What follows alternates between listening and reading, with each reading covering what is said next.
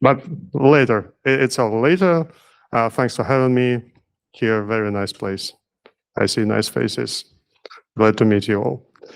I'm Dmitry Chuiko. I work in a special company. I will tell you in next slide what it is. And we are going to discuss a very, very simple idea, is that developers are required not only to develop your application, but also to tune it to work properly in our modern environments. It is pure, straightforward, and simple, but nobody does it. Believe me, this is a cool recipe to enhance your experience with Kubernetes and to lower your costs in the cloud. So my role is to speak here, at least today. But I also develop the technology we all love, OpenJDK, and I really love to do that.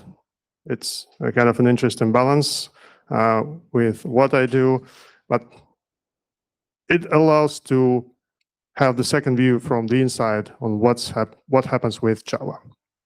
And I work in Bellsoft, and we create multiple interesting things. We can call it products, but actually we participate in open source development, in OpenJDK, in GraalVM, in Linux, and we have all that available as binaries, so you can easily get a container which is based on our Alpakita Linux, greatly optimized for containers and running Java, and it will have Liberica JDK as the JDK inside that container. That's what we do. And what do you do? I think that you participate in creation of that services running somewhere, and when we run that services, well, sometimes someone does it for us. Not us developers pay for the cloud. Not us developers deploy and manage Kubernetes clusters, usually. Not us developers are responsible for what happens next. So in this talk, my favorite story, which now got its continuation, is about a big American company that moved to the cloud, that successfully proceeded with all that required architectural changes to split their monoliths into microservices, and they made it, many different teams like development, DevOps, platform ops, some other ops, and everyone is doing fine. Developers develop. Their DevOps prepare the deployments. Their cloud ops operate the deployments. But some people are not happy. Who? People who pay for all of that. Business. Because they decided to reduce their cost and enhance their speed with going to the cloud. But instead, they got that 10 million monthly bill saying, who's responsible for that? How we can make it lower? And that's the story about how to make it lower, actually. It's very simple. But they decided to take another route. They said, okay, we will buy a solution, software as a service, that will monitor what we do and automatically tell us how to reduce our costs. And they did it. They successfully integrated that solution. It took just a year. This is super quickly for such a company. It's a very big company. They have enormously large deployment. And they've got two results. First, this software sends their sensitive data somewhere outside their secure perimeter, right? Because it's a software as a service. Second, they need to plan additional capacity for extra ports in that clusters to run agents for that software. So it's funny, right? To reduce resources. So it's all about such optimization, right? We have no idea what we do. Well, everyone just does the job. That's it. And we run some containers. And in that containers, we love to run Java. We also love other languages, but not as much as Java, because they don't have such great user groups. all over the world. Believe me, I know what I'm talking about. And Java is container aware for some time.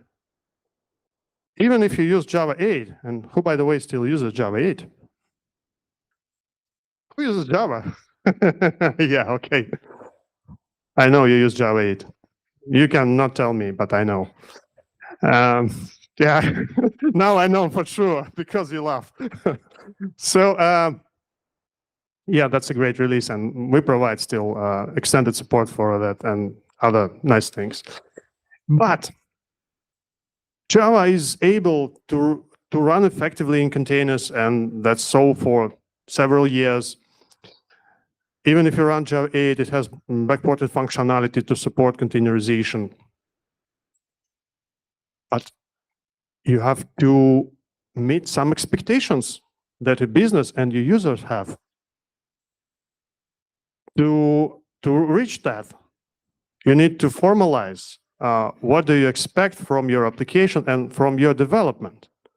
So there are things that can be stated as things for users, for business, right? What's required to earn money from your application, because that's why we create those programs, right? To help to implement some real functions. And then we have to state the same things in more technical terms, saying we can collect such important metrics, indicators, technical indicators, and we can compare that indicators with the goals we must achieve. And we must achieve those goals because those goals guarantee that we satisfy our business requirements. That's plain simple.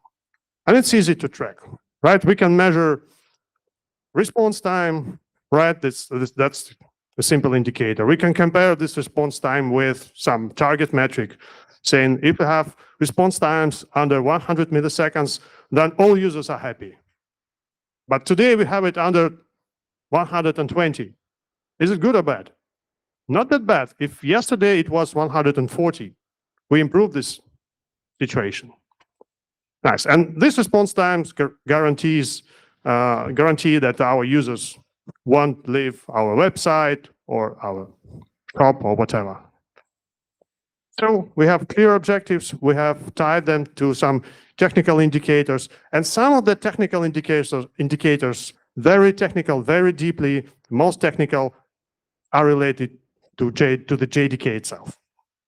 Like GC post times that we can analyze, looking at logs, looking at our monitoring, Prometheus, Grafana, whatever it is. We can easily set up monitoring nowadays for technical things, but we have to develop clear goals. When we should react, what's the impact of that indicators, which ones are the most important.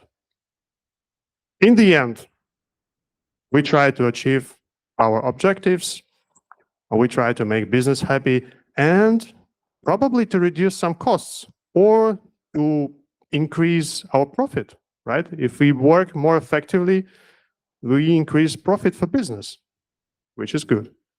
Probably that means some bonuses in the end of the year. Well, so two goals, two directions, not strictly orthogonal and not the same, right? To improve effectiveness and to reduce costs. Sometimes we can have enormously high costs and be, very productive. To have 1 millisecond response time instead of 100. But do we need that or not? Who knows? So it's a space, right? And we can move to both directions. But sometimes it's not a move forward. So we sometimes, and I would say even often, can create a deployment with bad performance that costs a huge amount of money, which isn't so great, right? Though it works correctly, it passes testing. Not bad. So if we talk about that underutilization, this is the fact. It It has been analyzed. It is proven that we underutilize our deployments. And the more automated they are, the more we use auto-scaling, we rely on that, the more our systems are underutilized. This is the fact, and it is so for several years. This is the report from 2020, I think. It is still so, and it's even worse now. So what do we do? Well, first of all, it's not so bad. Like here at this example, the same company that offers us cloud services and auto-scaling delivers some goods. But you see, goods here are safely delivered, right? Task accomplished. Deployment works successfully. It's ineffective, though. So someone paid money for that. Of course, we paid, right? Because we ordered that. Well, we got that containers.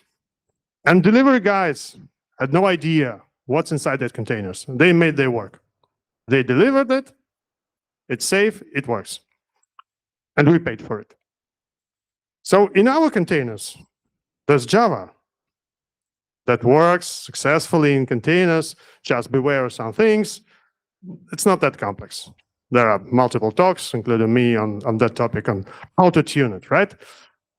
But you must remember that your defaults depend on your environment. They depend on your actual resources on the pod, right? That may really change your garbage collector, for example. This is the most famous example. You fall back from G1 to serial GC. If you just use default options in your containers. And who sets options for their containers? Yeah, that's fair. I believe it. Like that's the real. That's not a real problem. That's the situation. That's fine. They don't break. If we don't set options, they don't break. Well, we somehow can make it more effective. We can improve the performance, and we can get really different numbers from kind of even trivial applications. I'll just show some example, and you can do the very same with your own service. Well, what happens with our containers in Kubernetes? We declare some deployment, and our container images are somehow started somewhere. But we have a control what resources we can provide for that running pods, what options we should choose for the JVM. We can tune it when we start the application, or we can tune it in advance, but we can do it. We can do both, actually. Sometimes we have options. For services that are not so important, we can say, okay, they really need that amount of memory, but they run okay if it's lower, right? So there are different so-called quality of service settings when we regulate requests and limits for our pods. But please remember that setting your memory requirement lower than your actual XMX is a very bad idea. So my favorite second story here is from a bank, European bank, and guys called us and said, we have a problem with container restarts. Our deployment is constantly down, and we have that startup problem, which isn't really a startup problem for a single service. It's not a thing to start for 8 or 30 seconds and then warm up, but it happens constantly. So now it's a problem. And their startups were caused by setting their limits lower than XMX. They said, okay, it works for some time, right? It works, and then the memory consumption reaches the limit, and bang, your service is down. That's funny. Even more interesting situation. Days like Black Friday, when you need to scale And sometimes you already have created all your nice fleet of microservices and whatever, like the company that I mentioned in the first story. And then they had exactly Black Friday. And they needed to sell a lot. And if you prepare for such scaling in advance, they try to prepare some probably trivial lessons. Like, don't try to rely on the pods that won't be available to you, right? Rely on real ones.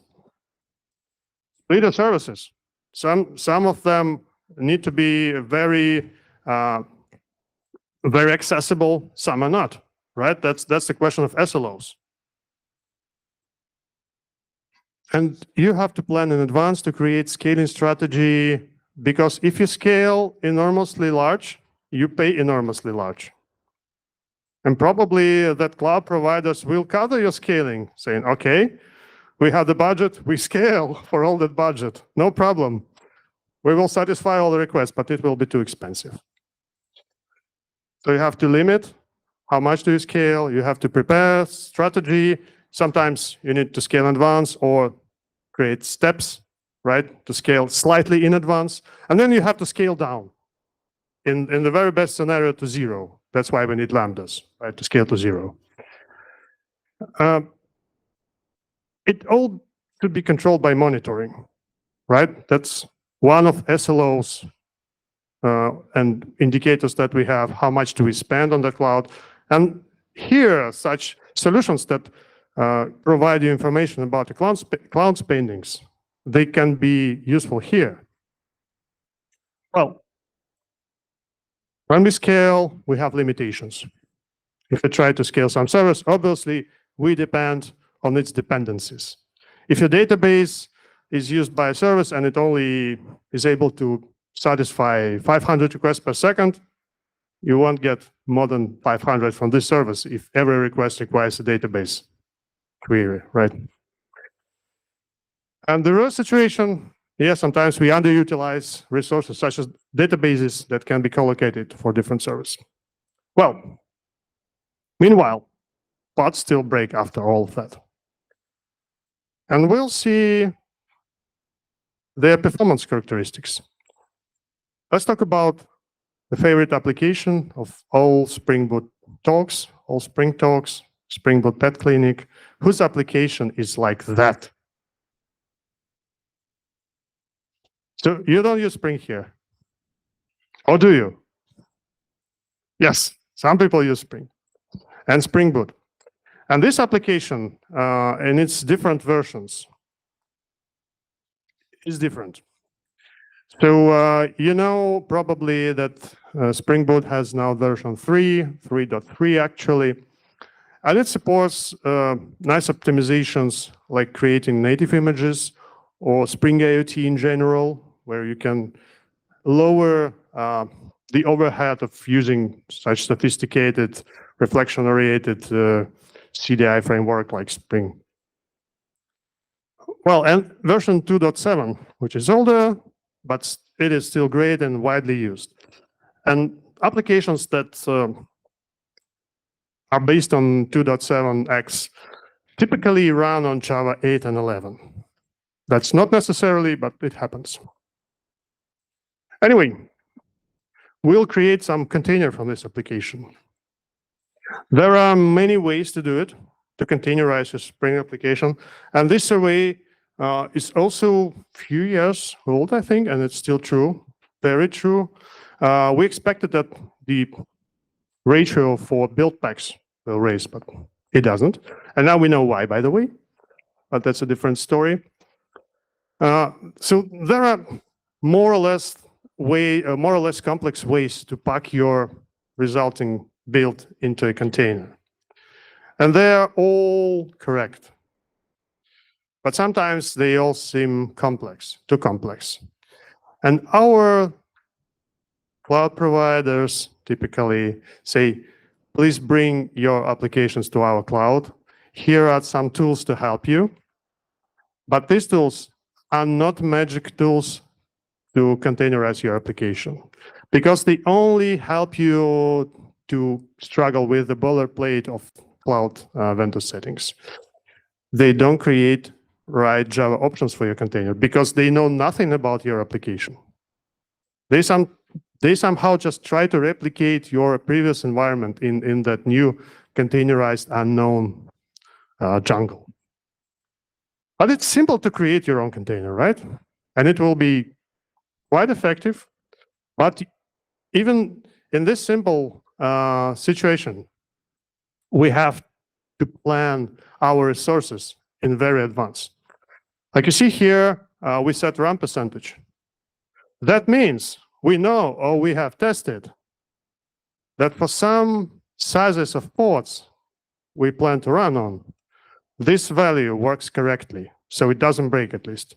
And why do we set it here? Because we want to use that resources.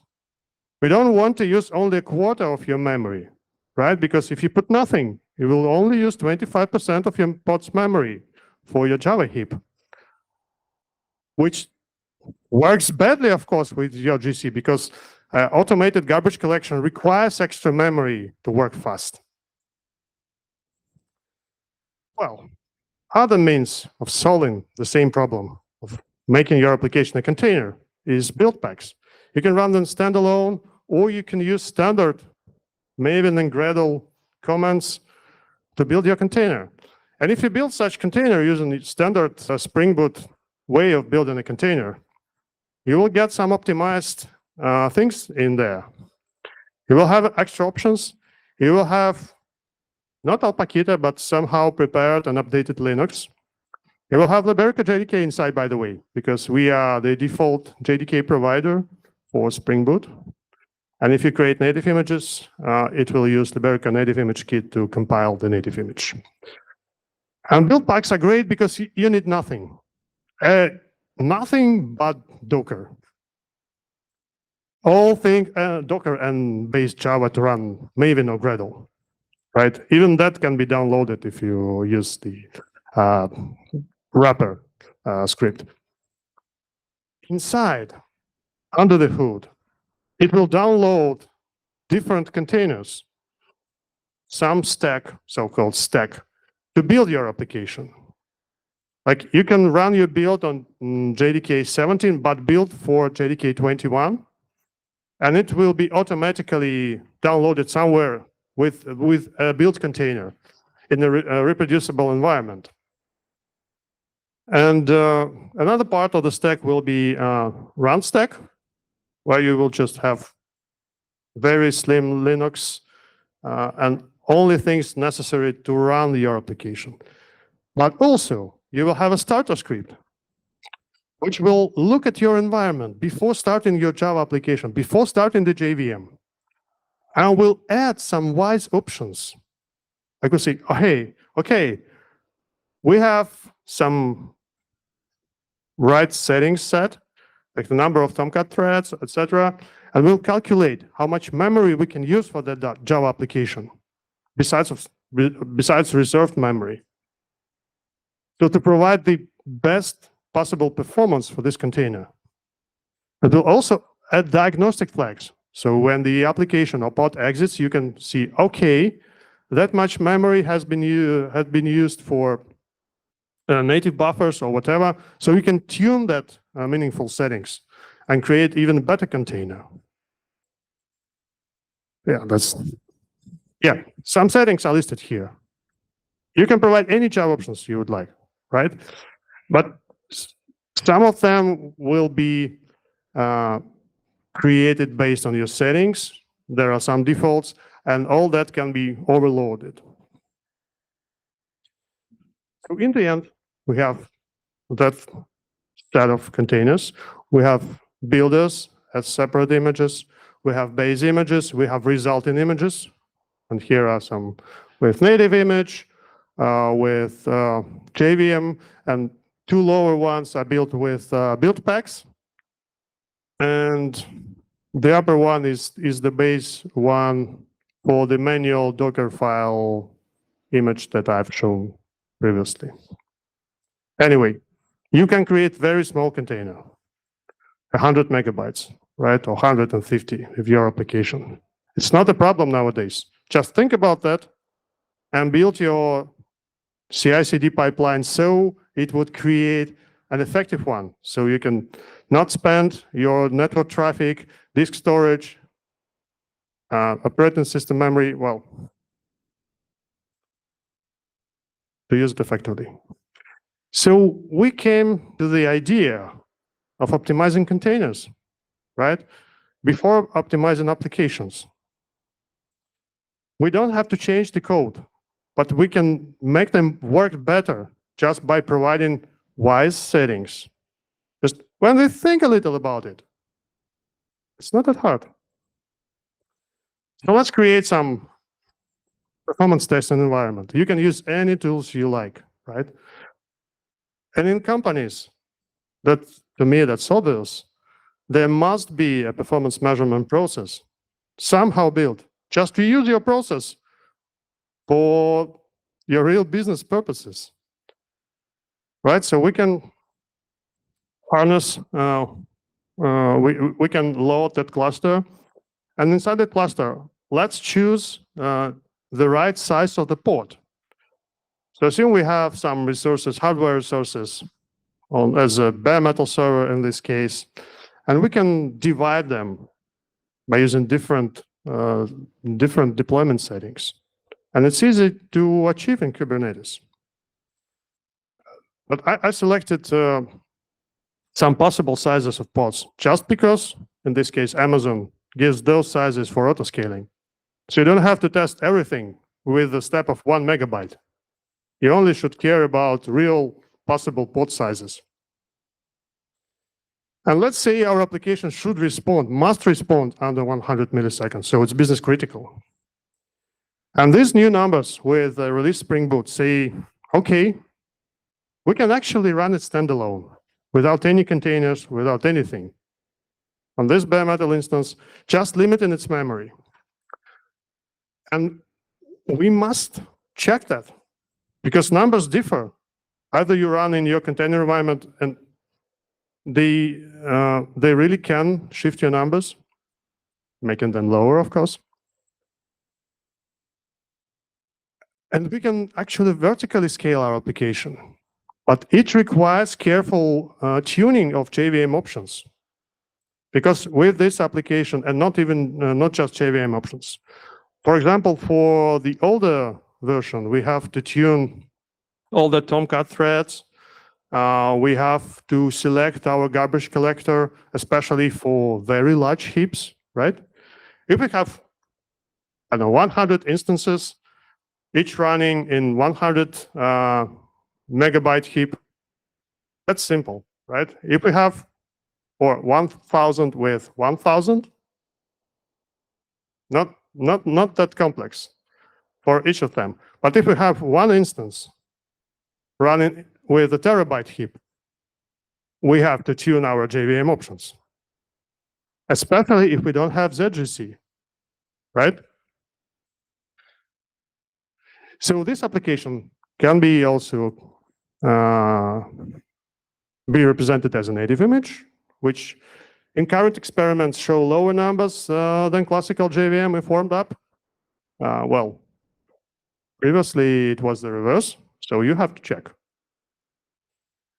And we are going to walk that simple way, to look at horizontal scaling, to fulfill more requests. Like we prepare for the Black Friday. That's the setting. And for that latency requirement, yeah, there's always a distribution of latencies by percentiles.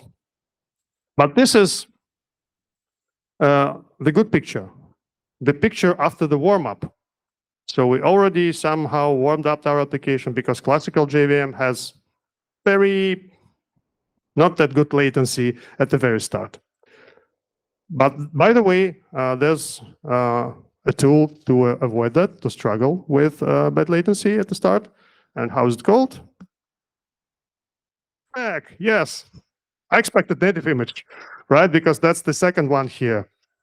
Yeah, that's also about the latency part. Yes, we can use Crack with modern JDKs and modern Spring Boot versions that support coordinated checkpoint and restore in user space. Wow. And by the way, we provide such builds for JDK 17 and 21, so you can try them like right now. Because we not just provide JDK builds, but also we provide ready-made containers, so you can easily run your checkpoint, run the restore, and try an experiment. So we can put the same single instance inside Docker, containerize it. Wow, same performance. Surprise. Half a year ago, different numbers. They were lower, now it's okay. Let's put it not just in the container, but put inside the Kubernetes cluster, put an ingress there, and see what happens. Okay, about the same performance. Not exactly the same, by the way, but surprisingly close. So let's try to chop it and to use more resources. Because we are for horizontal scaling, we say we still have some resources, but with default settings, the application doesn't scale anymore. So let's use those resources for horizontal scaling. So what do you expect? Is it better or worse? Worse. Well, it's better. Yeah. In some previous experiments, such scaling could make it worse. And in your case, it can make it worse. But you have to measure. No good expectation here. You can only try this. But it's measurable, right? It's the same load testing as for that single application. We just probably changed the address, but we, in any case, are going to deploy it in a cluster, and we're going to perform some stress testing or whatever. So let's continue and create more but smaller pods. What's the expectation? Better. Yes, it is better. But we immediately start seeing slower startups for the cluster. So we especially lower CPU resources for our pods, and it means much slower startup. So here again, Crack will help us to just bypass this small problem. Well, we do scale, and we can go on the territory that many people start from, saying, please use the most cheap instances, the cheapest ones. You're only allowed to use super cheap instances without additional permission. Okay, development says. Half of CPU for the JVM, which is multi-threaded in any case. No RPS. I, as a developer, wasn't able to wait for the cluster to start. No way for me. It's just, not applicable here. But I would say the performance would be worse here. The overall performance would be worse because of worse compilation quality, right? We have longer compilation queues with low CPU amount, and etc. And we can scale native image case in the same way. But again, we'll have comparable but lower numbers here. Just it can be really explained. Yeah, they do scale. So please don't forget about all the rest good practices related to your Kubernetes deployments. Do the same for your performance. Try what happens in production. Try it before you go to production. Go to production with some partial deployments if you can, right? To see what happens with their health, what happens with the indicators, and what will happen with SLOs, right? And our business goals in the end. We have to care about our JVM settings. That's the only way. We just should not leave them empty. Somewhere must be written there. Something. We can work out better container images. It's very simple. We can use build packs and tune only few very understandable settings to effectively utilize our resources. Simple. There are useful flags to tune your containers, to tune a JVM, which they can do either switch on and off or regulate. Yeah, of course, it's well documented. Your applications must be monitored. That's obvious.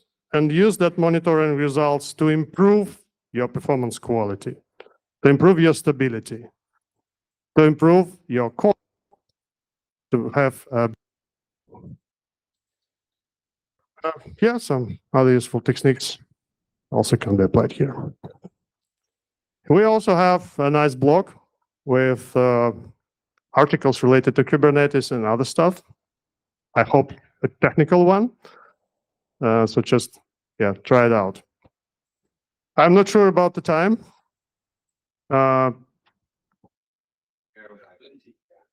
We have plenty of time. Okay. Okay. So please ask your questions, because we are here to discuss this material, not to say that I'm the single source of truth. You can argue, and I would love you to argue, saying this is totally wrong, we do it differently, and we are right. So please share your experience.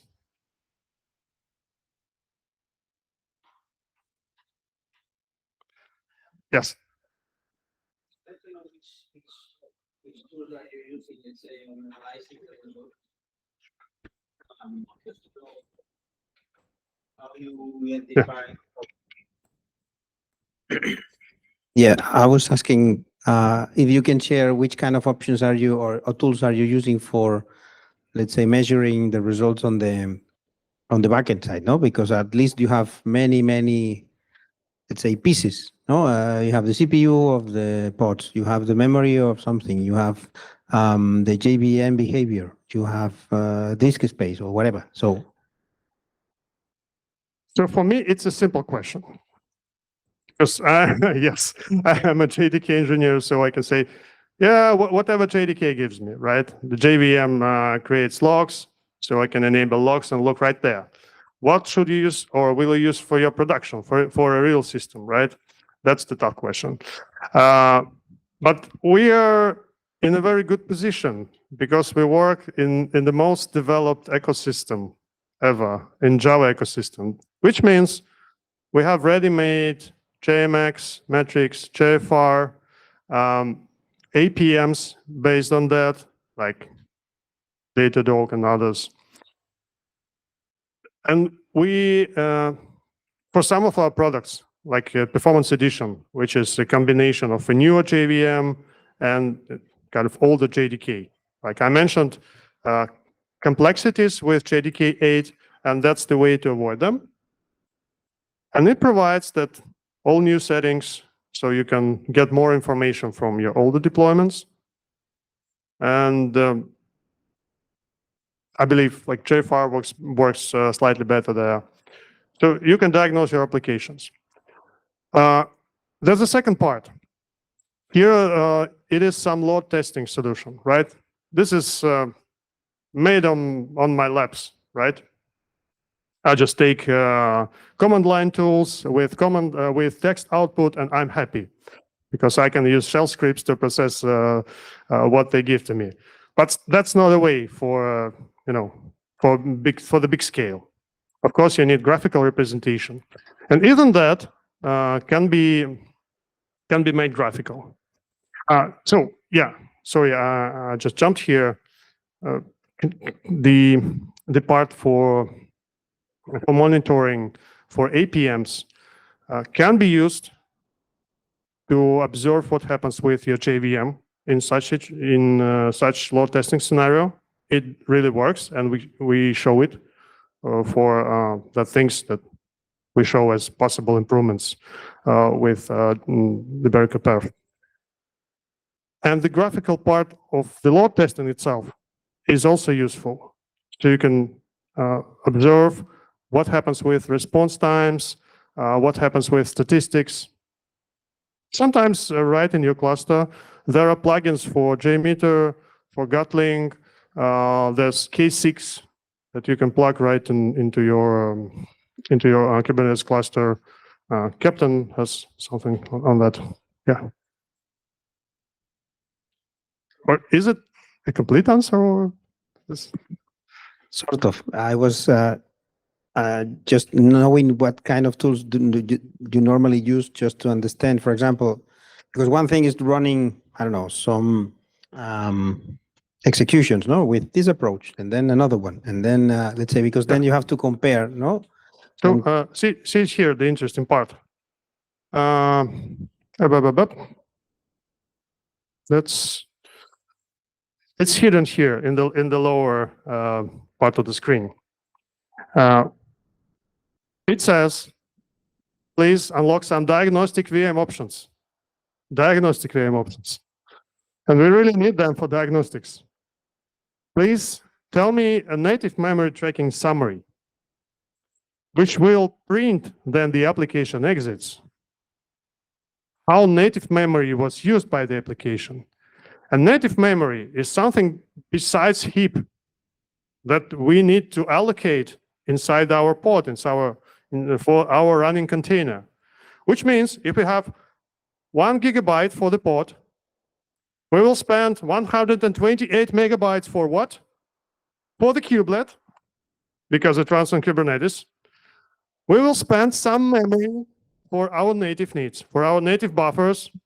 If it's, I don't know, Netty or Tomcat with certain configuration, we will use native buffers or we'll use them manually.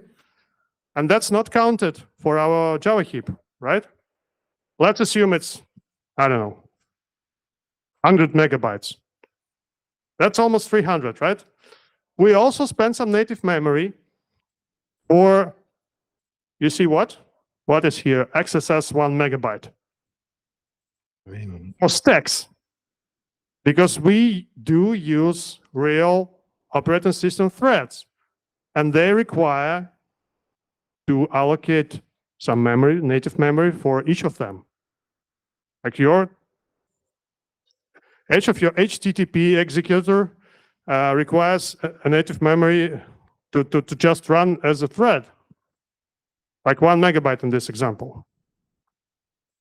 So we have to subtract all that numbers from the amount of memory available for the pod, which will probably leave, if we calculate it correctly, right, only a half of the memory, which is great. Let's say we have 1 gigabyte pod and we'll have 512 megabytes as XMX setting, or it probably will be around not 50, but 75, 80%, as I mentioned previously, right, for the Docker container configuration, which is way much better than 25%. So you will see your GC poses on your monitoring. Easy, or not? I should motivate you. We have, here's my colleague, Maria, and we have some small prizes for questions. Small, but believe me, great prizes, which you can wear. Yes, I have a question. What's your recommendation about memory requests and memory limits? Let's suppose that Kubernetes node is on pressure, and then if you set different numbers, your application can have memory issues, no? Yeah, definitely. That's what I mentioned. For less critical services, right? Just say that your request should be lower. Say, okay, I'm fine with running with lower memory because it's not too critical. Let's say the latency would be worse, but you have to test it. For all possible combinations, saying, in the worst situation, I will get that amount of memory. And yes, elastic settings or such things that determine your available memory in runtime help you. If you just put default settings, that also helps you because it says, okay, we'll use 25% of the memory. It will just work not so great. But if the service is critical, right, you have no other option as but to set your requests equal to your limits. But should we set the same numbers for requests and limits, or what? Yeah, for the critical services. Yes. Okay. And something that many people also do is using different requests and limits on their staging and their prod. Exactly. Saying, yeah. we will save. No, you won't, because you will save some money during development, but you will have an effective production. What's the saving here? Yeah, and the same happens with that software as a services that try to calculate and lower your costs, because you have to deploy them on stage and 2, and that's the same story. Thank you. What about the garbage collector? Yeah, what about garbage collector? Any recommendation for? Now it's simple. It started to be very simple. We just discussed our very latest results for performance edition for measurements. So where do we bring benefits? And I said it, and I couldn't believe my own words. Like, nobody uses parallel GC. And it is so true now. We still greatly recommend that for any, batch workloads. If you have batch workload, fixed amount of work, and you just need the lowest time, and you don't care about any real-time responses from your application, you take parallel GC. If you have, oh yes, that's a tricky part in the question. For which JVM? Yes, because if you use a native image, simply using a community edition provided as is will give you only one garbage collection, so you don't have to choose. It's serial GC, which is good for one CPU situation or 2 CPUs, so half of a CPU. But we have implemented parallel GC for the native image for Substrate VM. So if you use the Berkeley native image kit, you can create, it's a build time setting. You can embed a parallel GC there. So you can have better performance, and it really works, gives really much more fluid experience, interactive experience with applications. Mostly, we can use G1 GC with only one flag, sometimes provided like the target for the pause. If targeting pause is not enough for modern JVMs, it means that you're in a really complex situation. So because there are many flags you can tune, you start with I hope and you go further and further, but it is tricky. And likely you will have to switch, or likely you will have to add memory, because that's the simple answer for any GC question. Just throw more memory to your application. If you throw too much memory, it's starting to be a problem, because working with large heaps is not so trivial. But now we have Shenandoah and ZGC, have generational ZGC, which allows you to have low pauses without throwing too much memory into your application. And that allows you to have very low pauses, well, still the same super low pauses with extremely large heaps. So I would say no sense now to use non-generational ZGC, just use generational one, use G1. Still, you can use serial if you only have one CPU. It won't make it worse. Yeah, great question.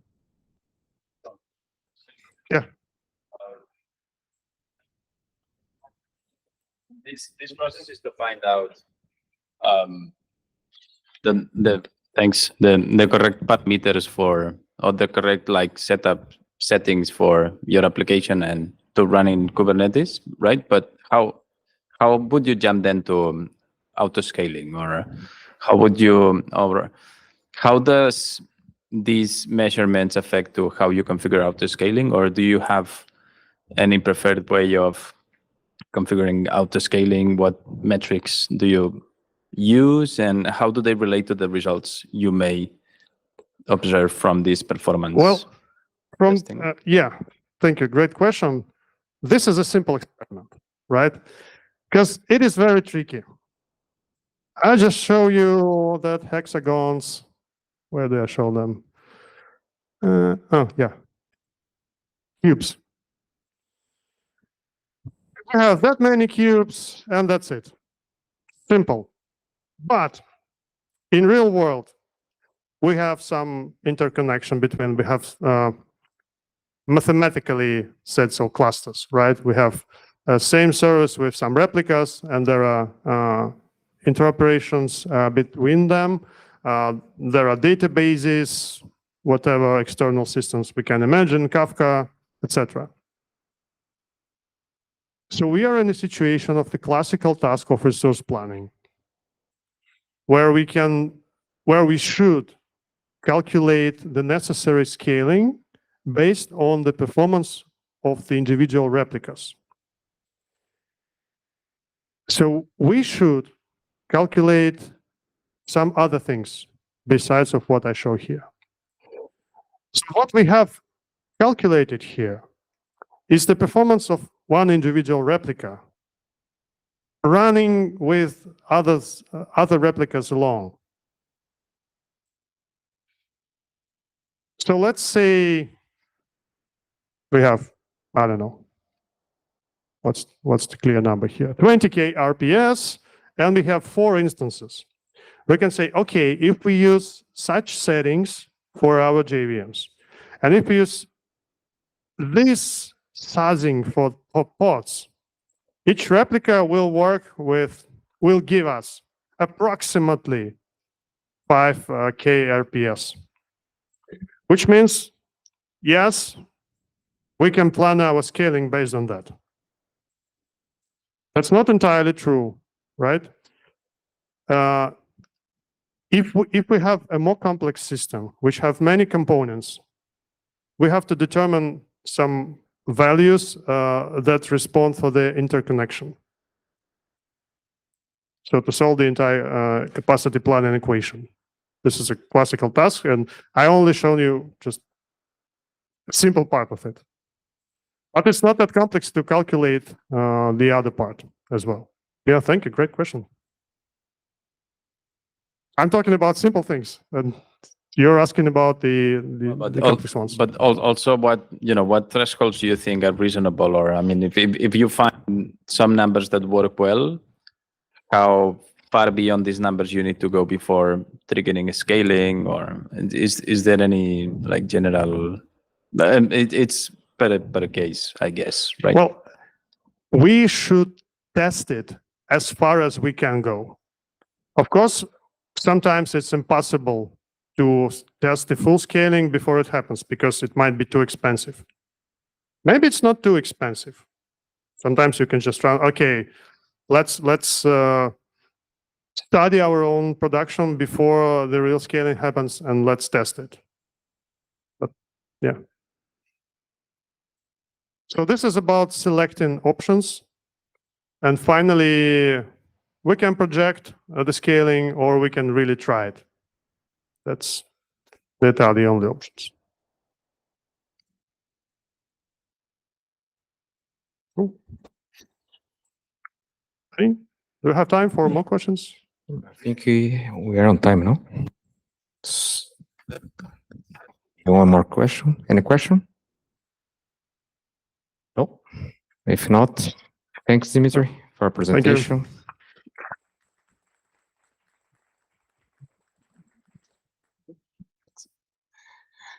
Now we're going to have the second meeting, second presentation.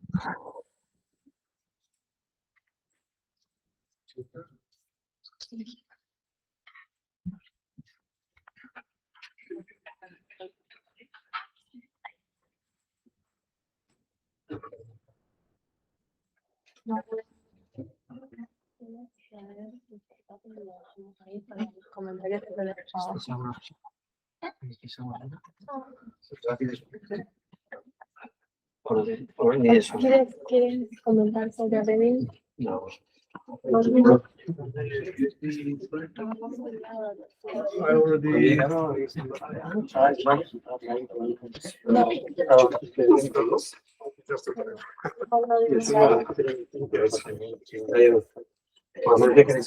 La verdad, sí, sí.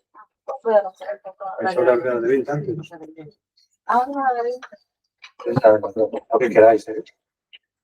hablar solo.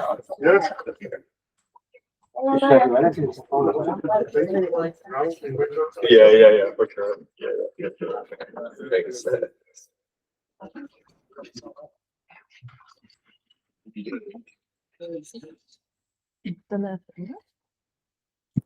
Al comenzar pronto sí me pongo para Les preguntas igualmente. ¿Quieres ayuda en algo? ¿No? ¿Los de stage? No, porque tengo que Bueno, hola. Vamos a empezar con un pequeño juego, ¿vale? Para así romper un poco el hielo. Si podéis escanear este código QR, por favor. Y ahora os damos un poco de contexto, pero primero...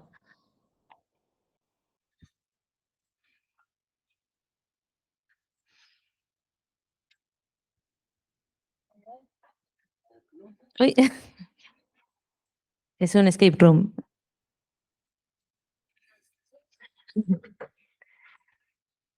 Vale.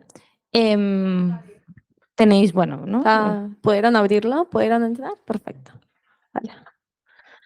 Vale, bueno, antes de empezar el juego, les vamos a hacer algunas preguntas.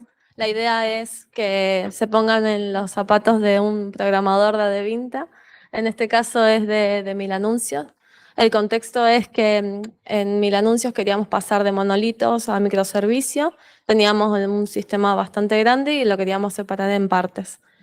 Los requerimientos. Vale, y el requerimiento, ¿vale? Que vamos a ponernos en este modo, es tenemos una aplicación de un usuario donde lo que queremos es que pueda publicar un anuncio y este anuncio pase a el usuario pueda luego verlo cuando ya tenga la calidad suficiente para que aparezca en el buscador, ¿vale? Entonces empezamos con las preguntas. Sean libres de responder lo que ustedes sientan, lo que su corazón dicta. A ver, ¿cuántos microservicios creen que deberíamos utilizar para poder publicar un anuncio? Utilizando esto de microservicio. ¿Bien? 1, 3, 5, 7 son las opciones. Vale, bien. Ok. Bueno, vemos que está un poco variado. Sí. Vale, siguiente pregunta. Bien. Vale, ¿cuánta gente creéis que debe estar involucrada en estas funcionalidades? Bueno, en esta funcionalidad. 2, 4 personas, 6, 8, no hay más, sino diría 20. Ninguna. Tengan en cuenta contemplar backend, frontend, UX, product owner. Bien, vale. Siguiente.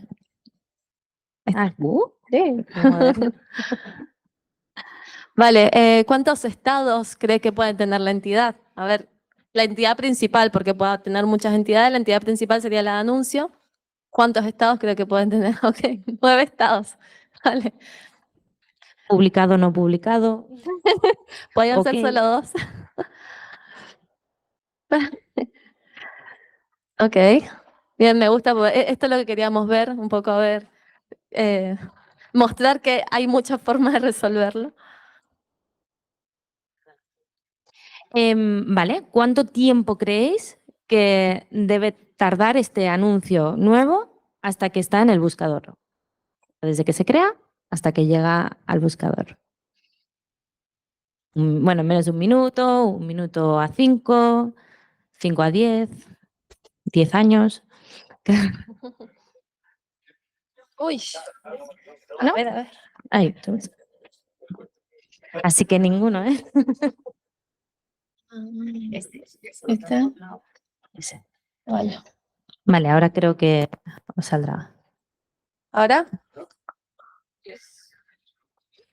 Muy bien. Sí, Vale. os estamos poniendo a prueba, ¿eh? No pasáis, ¿eh? El test. Broma. Perfecto. Sí, a veces uno es el deseo de que dure menos de un minuto y lo que quizás puede llegar a tardar. Exacto. Bien, bueno, paso a la siguiente y creo que es la última. ¿Cuántas bases de datos creen que deberíamos tener para resolver esto de publicar un anuncio? Muy bien, Interesante. no me dejaron leer. 1, 3, 5, 7, y uno por cada micro. Eso es por si no recordaban cuántos micros habían seleccionado. Bien.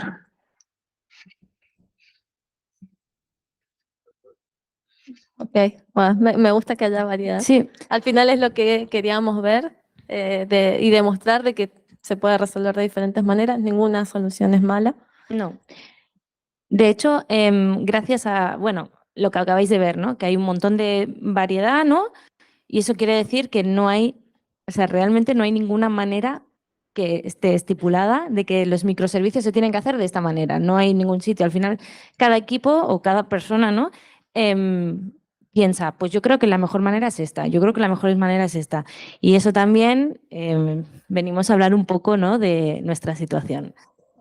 Entonces, bueno, sí, Palma. Ahora, nos presentamos. Bueno, yo soy Meilín García, soy backend engineer, llevo nada de 22 años y, bueno, como backend y así en el mundo llevo, bueno, en el mundo no, en el mundo llevo más, 7 años. Bueno, así una curiosidad mía como tal, me gusta Doctor Who, entonces, bueno, estoy con la TARDIS, no sé si la conocéis, y efectivamente dicen que es más grande por dentro que por fuera y me di una vuelta y efectivamente lo es. Y yo soy Janina, soy System Engineer. Hace 4 años que trabajo aquí, hace como 7 que soy backend.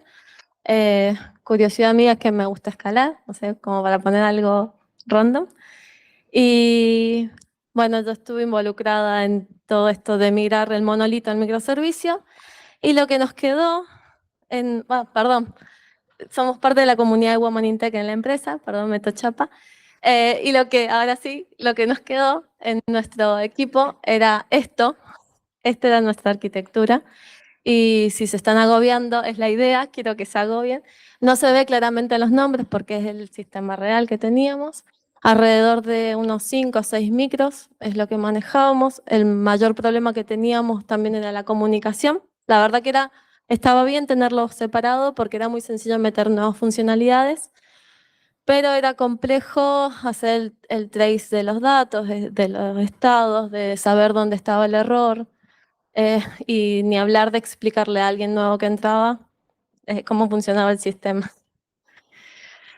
Bueno, después de esta primera pincelada, vamos a dar un poquito de una Me para pasé, atrás. perdón. Sí. Bueno, unos conceptos básicos, ¿no? de lo que vamos a hablar, ¿vale? Que posiblemente todos lo sabéis, pero siempre está bien un repaso. ¿Qué es un monolito? Un monolito, bueno, es una aplicación donde está todo en el mismo código y se despliega junto. Entonces, hemos buscado un símil así para que se entienda. Sería como un edificio, ¿no? Donde todo el mundo vive en el mismo edificio, comparten la misma estructura, pero cada uno tiene su vida y hace sus cosas, pero están todos en la misma estructura. ¿Y los microservicios qué serían? Pues los microservicios son una aplicación donde está compuesta en diferentes servicios, de ahí el micro, que sean pequeñitos, y todos están hechos de forma independiente, es decir, que se pueden desplegar y no molestarán a los demás. Entonces, aquí hemos buscado un símil que sería pues como una urbanización, ¿no? Viven también conjuntamente, la urbanización sería como el edificio, pues una urbanización, y cada uno tiene su propia casa donde no molesta al vecino, entonces si quiere hacer obras, puede hacer lo que quiera, que no va a molestar al vecino. Y este sería como un símil de que hemos visto, ¿no? Entonces, ¿por qué decidimos hacer esta mudanza, ¿no? De pasarnos de el monolito a microservicios? Bueno, no sé si recordaréis, pero hubo un boom de, ¡buah, los microservicios son lo mejor, todo el mundo a microservicios! Efectivamente, está bien, los microservicios molan un montón. Ahora, no siempre es lo mejor y eso es un poquito lo que queremos demostrar, ¿no? Un poquito. Nada, pinceladas de cositas, no para que no nos matéis, pero sí que queremos, pues, dar un poquito de chichilla. Abrir el debate de si es tan bueno o qué tan malo es tener tantos microservicios. Al final a veces se pone algo de moda y lo utilizamos para utilizar. Siguiente. No sé si me va a llegar. Bueno.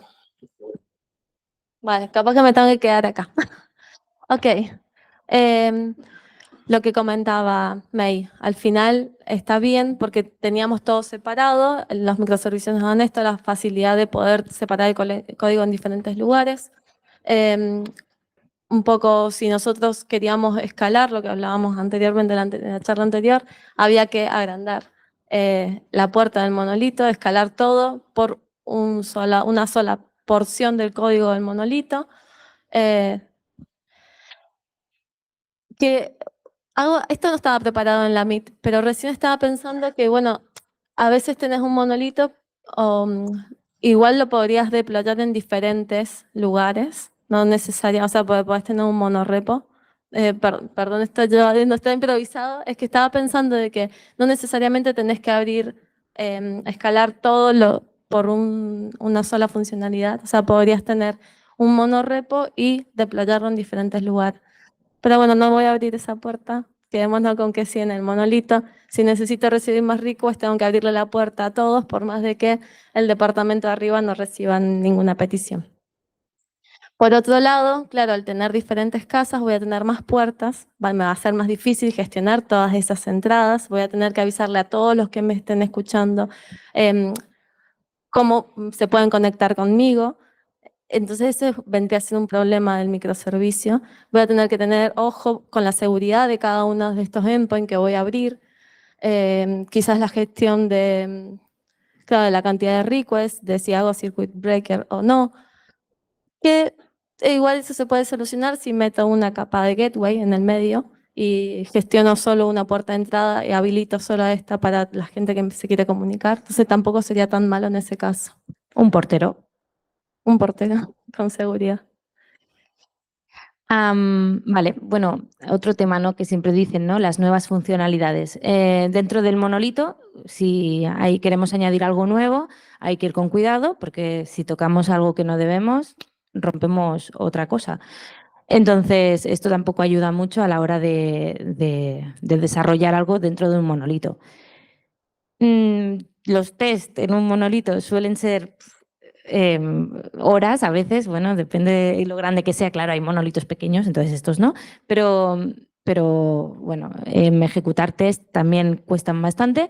Sin embargo, en los microservicios, como está todo en pequeñas cosas, bueno, a ver, luego hay otras cosas con los microservicios que ya explicaremos, pero los microservicios, la gracia es que están compuestos pequeñitos, entonces los test son mucho más rápidos, son acotados. Si tienes un fallo, se va a quedar dentro de tu microservicio, así que decides cambiar, no sé, la cara de algo, pues puedes hacerlo perfectamente que no vas a afectar a los otros microservicios.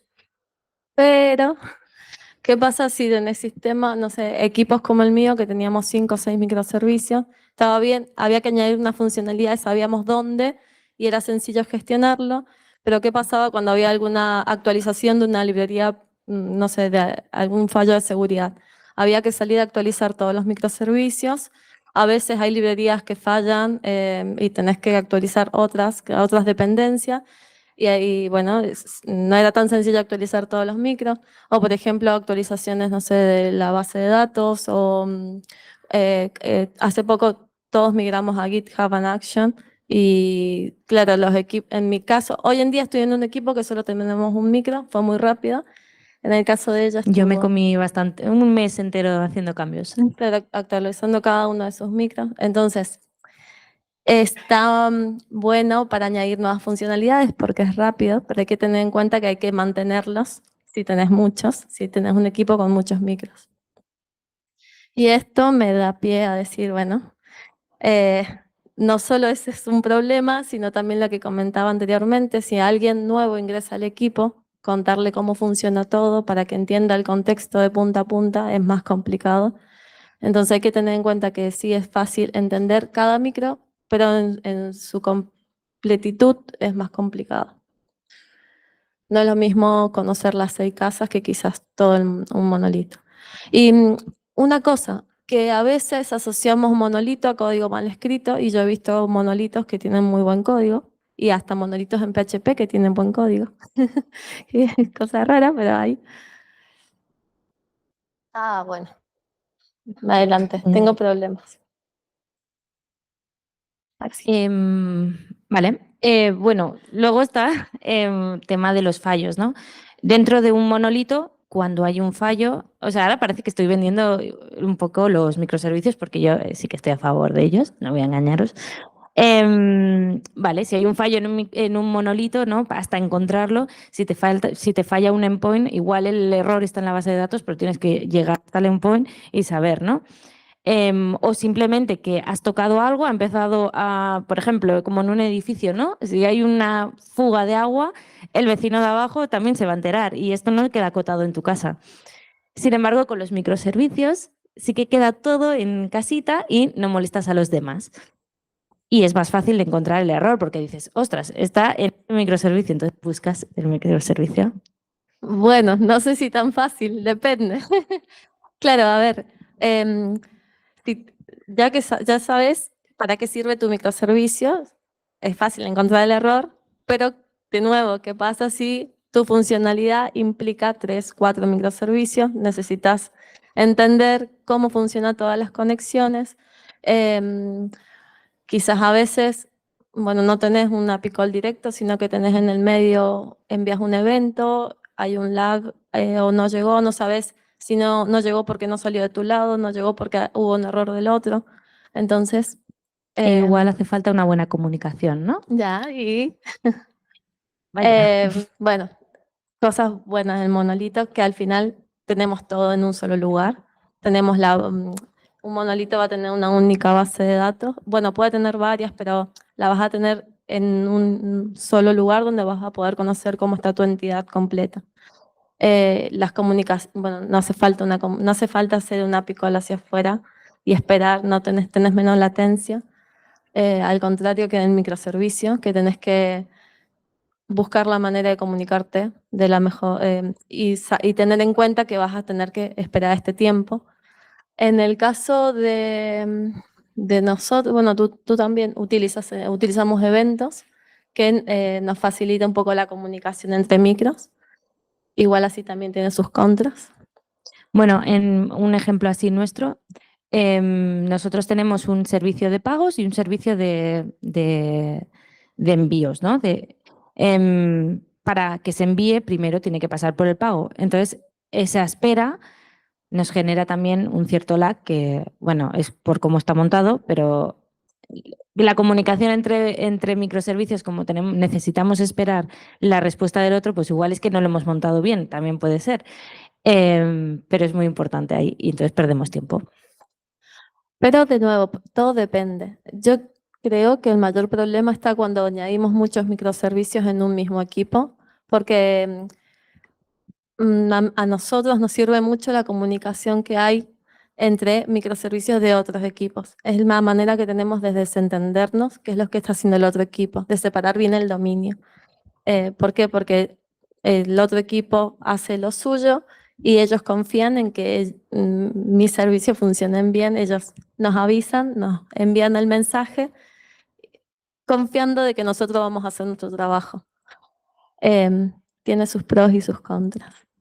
Pero bueno, así todo, queremos contar cómo fue que llegamos al diagrama que mostramos anteriormente. Un poquito ver el desmadre que hubo, ¿no? Ya. La fiesta de los microservicios. Porque no, igual en general quiero saber si hasta ahora quién vota por microservicios, quién sigue votando a quién le siguen gustando los microservicios. No he convencido a nadie por volver a monolito. Por más de que Prime Video ha pasado un microservicio a monolito, no sé si lo vieron. Vale, bueno, ¿qué nos pasó a nosotros? En Mil Anuncios teníamos todo en monolito y lo que hicieron fue crear diferentes equipos separados por diferentes dominios. Creo que tú entraste al dominio usuarios, si no me equivoco. Yo estaba en la parte de anuncios y lo que dijimos fue, bueno, separamos la parte de anuncios en un microservicio totalmente aparte y ya que estamos, como era nuevo, hicimos todo de cero. Nuevos endpoints, cambiamos los campos, las entidades. Pero ¿qué pasaba? No podíamos migrar todo de una, fuimos activando de categorías. Entonces nos llegaban requests de creación de anuncio por el microservicio y en paralelo también iba llegando por el monolito, ¿sí? ¿Qué hacía esto? Que teníamos que tener como encendido, activo, los dos flujos, el microservicio y el monolito. Además, muchas funcionalidades, todas estas funcionalidades que hacían uso del anuncio, tenían que seguir conociendo el anuncio. Esto hacía que cada vez que se creaba un anuncio en el monolito, teníamos que avisarle al microservicio. Y cada vez que se creaba en el microservicio algo, teníamos que también guardarlo en el monolito para que todo siga funcionando. Bueno, ¿qué hicimos? ¿Qué creamos? Microservicios. Claro, porque no podíamos hacerlo directo, porque hay que hacer la transformación de un anuncio del tipo monolito a un anuncio del tipo microservicio. Por esto de que contaba de que aprovechamos y cambiamos los campos, cambiamos todo para hacerlo mejor. Entonces, bueno, creamos el microservicio en el medio, que lo que hacía era, cada vez que se creaba un anuncio en monolito, lo validábamos que estuvieran bien los campos, los transformábamos al correcto del microservicio. Esto lo hicimos conectándolos por eventos de Kafka y en el medio teníamos un estado que era pendiente a replicar. Entonces el anuncio estaba creado, luego estaba pendiente a replicar. Una vez que este sistema que se llamaba replication lo replicaba, avisaba que estaba replicado, entonces ya estaba anuncio replicado. Y ahí tenemos nuestro primer microservicio. Bueno, me está saliendo bastante bien, pensé que no iba a ir acorde al vídeo que había grabado. ¿Qué pasó? Luego vino un requerimiento de producto que nos dijo, mejoremos estos anuncios cada vez que nos entran, porque habían usuarios que creaban anuncios y que los ponían en una categoría errónea. Entonces lo que nos dijeron es, recategoricen el anuncio. Otro requerimiento era añadirle mejora de descripción con la IA. Entonces creamos otro microservicio que hacía todo esto, mejoraba el anuncio. Y también teníamos un evento y cada vez que el anuncio se creaba lo mandábamos a mejorar y estaba pendiente de mejorar. Cuando ya estaba mejorado, el anuncio cambiaba a mejorado. Y bueno, en Mil Anuncios teníamos muchos anuncios fraudulentos, entonces decidimos hacer un microservicio aparte Otro más. que lo que hacía era moderar el anuncio para, por ejemplo, no sé, detectar si estaban vendiendo mascotas, que eso está prohibido, o, bueno, ahora no se me ocurre, o los masajes, que también habían. Entonces hicimos un microservicio y también añadimos un nuevo estado que era pendiente a moderar. Me he cansado. Y, vale, por último, el microservicio que me falta, que ya va a aparecer, era el de las imágenes. Las imágenes, ¿por qué lo hicimos por separado? Porque lo que dijimos es cargar las imágenes, las teníamos que hacer en jams y preferimos hacerla en paralelo, mientras se iban cargando las imágenes, iban creando el anuncio. Ahí yo sinceramente lo hubiese puesto adentro del micro de anuncios. Tengo compis que todavía prefieren que esté separado. Y nada, pero bueno. Acá me faltan 2 micros más, 2 sistemas más, pero ya se dan una idea de cómo fue que fue creciendo todo ese diagrama y cómo fue que fuimos creando. Una cosita, lo de la replication para mí era una buena idea. No sé ustedes qué opinan. Vale, yo digo por qué para mí es una buena idea, porque lo que queríamos era, suponíamos que a futuro el monolito se iba a borrar, entonces ya nuestro micro de anuncios iba a quedar totalmente separado de todo lo que fuera monolito, borrábamos a replication esto y ya nos quedaba todo limpio. El problema es que esto pasó hace 4 años y el monolito existe todavía. Entonces, bueno, ahí Bueno, sí. pero ahora es pajilla.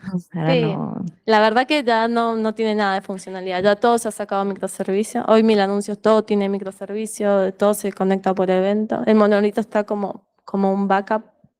Una reliquia. Ya, sí. Y por último, que lo que quiero contar es cuáles son los aprendizajes. Yo hoy en día estoy en un equipo que se llama Milhouse, que hace algo muy parecido. Milhouse es porque mil de mil anuncios, house de casas de fotocasa. Lo que hacemos, publicamos los anuncios de fotocasa a mil anuncios. Y hacemos algo parecido, transformamos los anuncios de fotocasa a un tipo de anuncio de mil anuncios. Para eso, bueno, creamos un microservicio, ¿cierto? Pero claro, para crear anuncios de mil anuncios es necesario tener usuarios previamente creados. Y los usuarios de Fotocasa no son los mismos de mil anuncios. Déjame adivinar. ¿Otro microservicio? Sí, sí.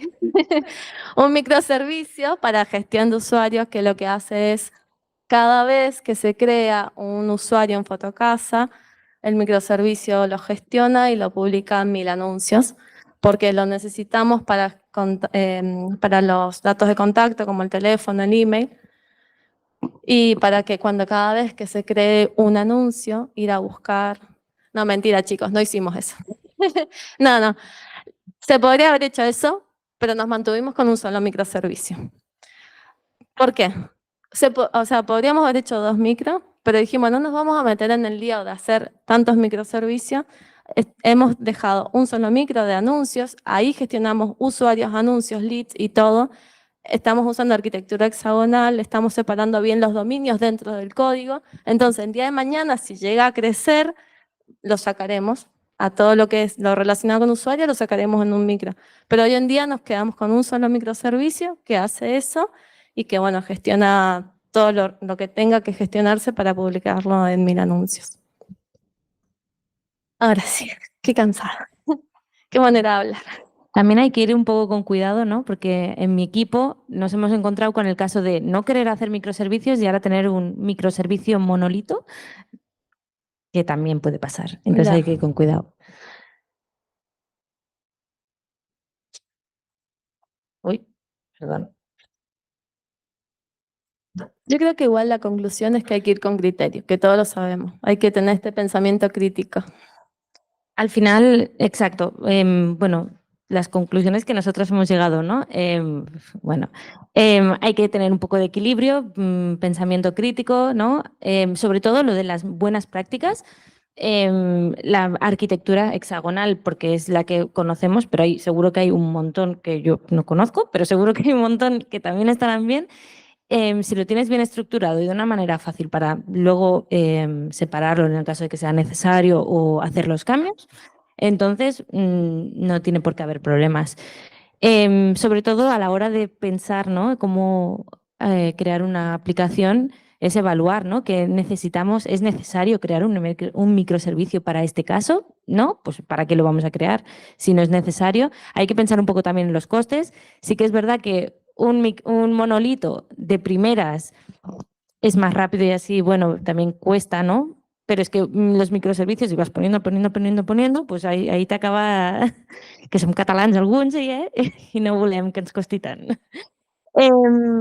Y al final la conclusión y la frase que hemos decidido, ¿no?, que creemos, es que no es que un monolito sea un anti-pattern o unos microservicios sean anti-pattern, sino un mal diseño, ¿no? O sea, la clave está en el buen diseño de una aplicación. Y bueno, hasta aquí realmente no le hemos dado... Nuestra charla era un poco para dummies, ¿eh?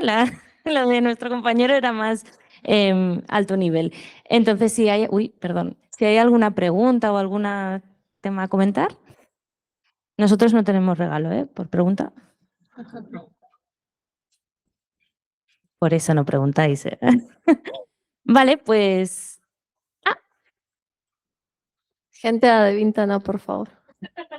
Ya, yo quería preguntar lo siguiente, ¿vale? Cuando estás diseñando, tú puedes tener muy claro si haces un monolito o haces microservicio o una cosa u otra, ¿no?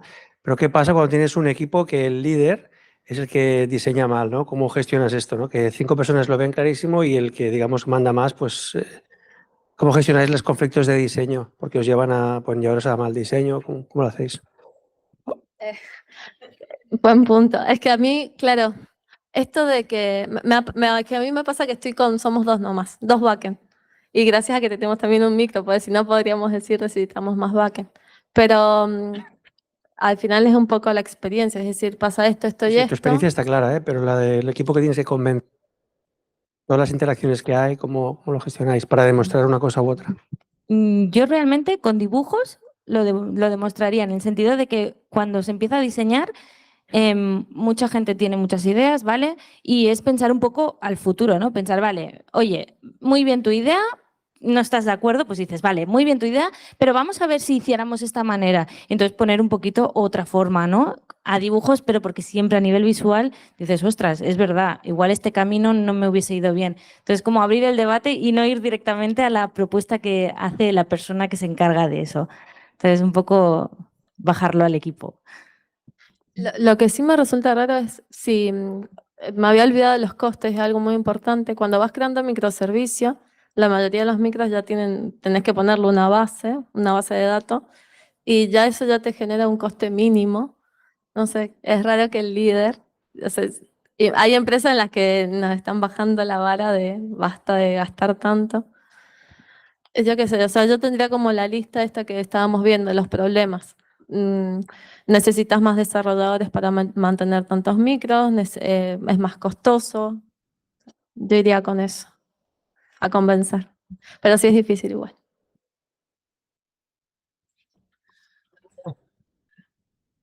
Sí, una pregunta es, cuando empezaste, ¿el monolito tenía funcionalidad completa? ¿O empezaste a añadir nueva funcionalidad con microservices? El monolito tenía todo adentro, todo funcionaba ahí, usuarios, la gestión de los leads, los mensajes, hasta la parte de moderación estaba ahí, la creación de anuncios. Y claro, lo que hicimos fue fuimos sacando de aparte. Lo primero que se sacó, bueno, fue la parte de anuncios, pero es lo que contaba, que como todo, que no podíamos hacer un activado de 0 a 100, sino que fuimos migrando de a categorías. Y a medida que se fue sumando nuevas funcionalidades, porque en los microservicios, claro, te dan la facilidad de poder sumar funcionalidad más rápido que en código legacy.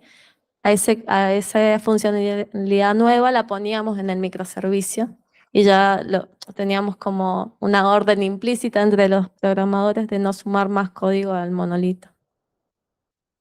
Gracias.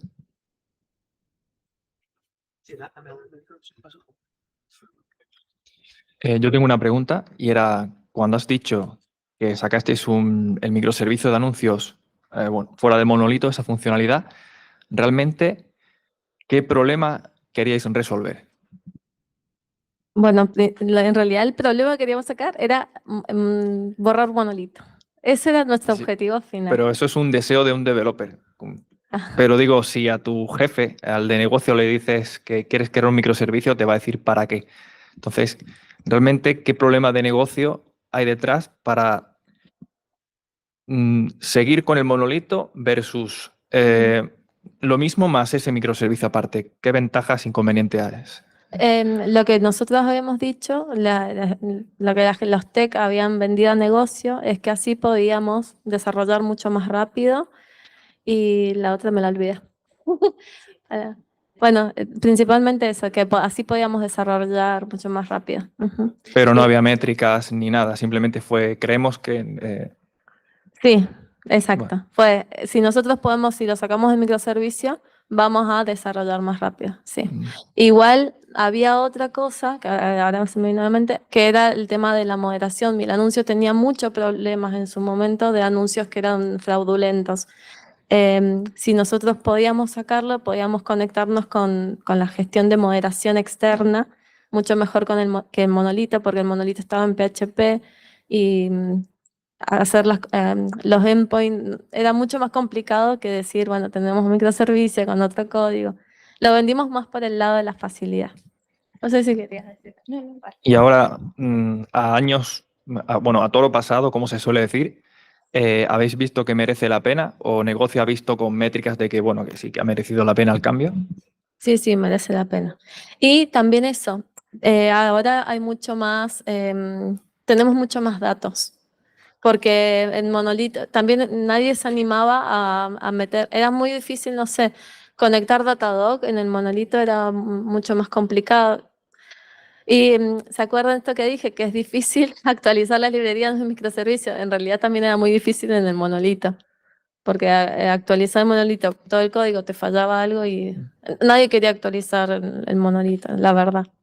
Vale, y la última pregunta ya. ¿Cuánto tardasteis en total? Hemos acabado de nada. ¿Hace nada? Sí, Ujú. 2 años y medio, 3. No, no. Pero Sí, ya estoy hace 4 y ¿a full con el microservicio o intercalando con features del día a día del monolito? hoy en día todo pasa por Sí, microservicio. pero en esa migración me refiero, teníais No. que combinar, ¿no? O estabais Teníamos que combinar, claro. sí. Es más, ahora que lo decís, hay una feature que es la de renovar anuncios, que esa está en esa creo que fue una de las últimas, o sea, está en microservicio, pero por ejemplo yo ahora que estoy en Fotocasa, me tengo que conectar al monolito para hacer la renovación de estos anuncios, porque porque son anuncios, claro, todos los anuncios externos, no solo Fotocasa se conecta a 1000 anuncios, sino algunos CRMs externos que son propios de Adevinta, también se conectan a 1000 anuncios y eso está por una cosa muy legacy que nadie quiere tocar. Y esas partes sí están con monolito. Pero el core de los requests ya todo pasa por microservicio. Vale, pues gracias.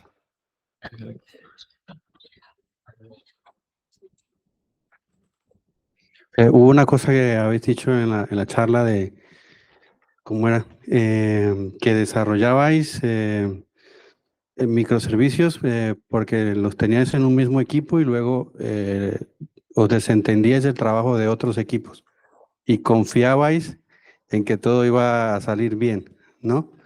Creo que a business es una idea muy bonita, pero luego ¿cómo probabais que nada se rompía cuando hacíais algún cambio a microservicios?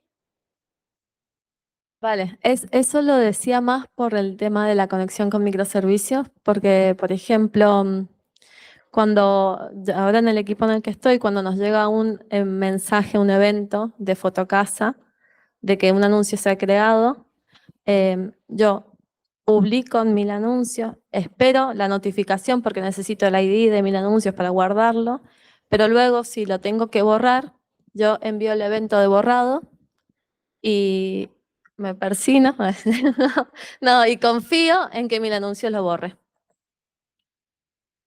¿Cómo testeas eso? Claro, es que el testing que hacemos es validar que el evento de salida tenga todos los campos que hemos definido en el contrato del borrado. Pero claro, el test será un test, no tenemos un equipo de QA que se ponga a probar todo entero.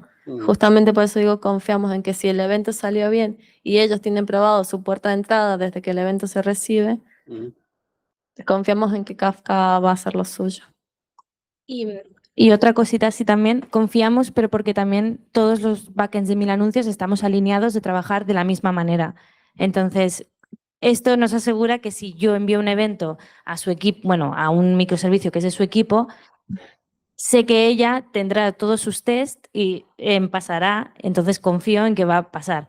Podría ser que no pasara, sí, pero entonces ella tendría una alerta donde diría, uy, están fallando el borrado, por ejemplo, y entonces ya se encargaría. Entonces es como que tenemos un poco de confianza, pero porque no somos muchos backends realmente en 1000 anuncios, pero sí que todos trabajamos de la misma manera y eso facilita mucho el trabajo.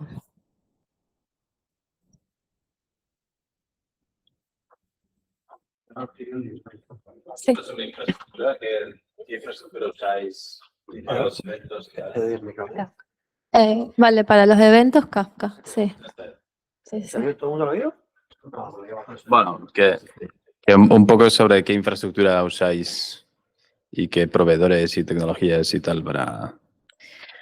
Bueno, es buena pregunta porque nos olvidamos de comentar que es anecdótico. Ella hoy en día está trabajando con micros en Kotlin y en Go. Yo solo Kotlin. Y el monolito estaba en PHP. Bueno, que esa es la ventaja de gestionar microservicios separados. A ver, ventaja porque puedes usar el lenguaje que necesites para cada caso. Ay, no sé qué pasó. Bueno. Desventaja para ella que tiene que saber Go y Kotlin.